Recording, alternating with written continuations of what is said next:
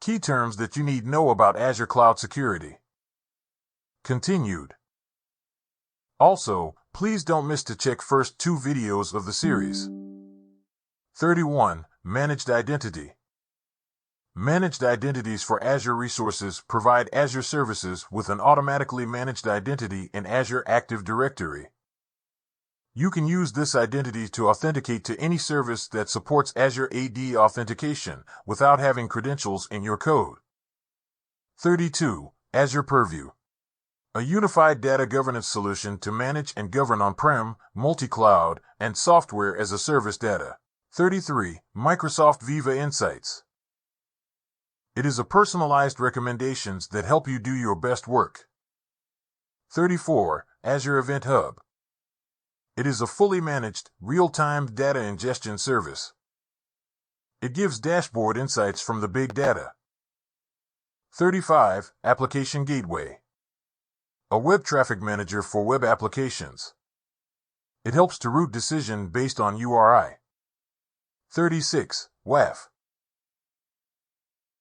Azure Application Gateway contains WAF that protects your workload from common exploits such as injection and CORS. 37. PAW. Privileged Access Workstation is a high-security configured system for extremely sensitive roles. 38. Azure Arc. It simplifies governance and management by delivering a consistent multi-cloud and on-prem management platform. 39. Azure Pipeline. A cloud service that is used to build and evaluate code project automatically. 40. Virtual Network Integration. It enables your apps to access resources in or through a virtual network.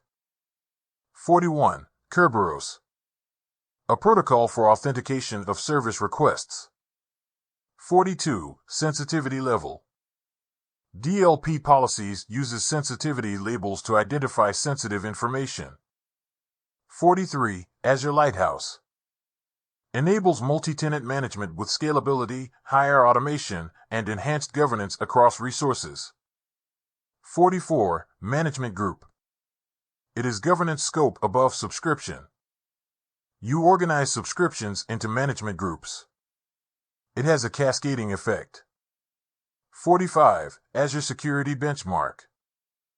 Provides prescriptive best practices and recommendations to help improve the security of workloads, data, and services on Azure.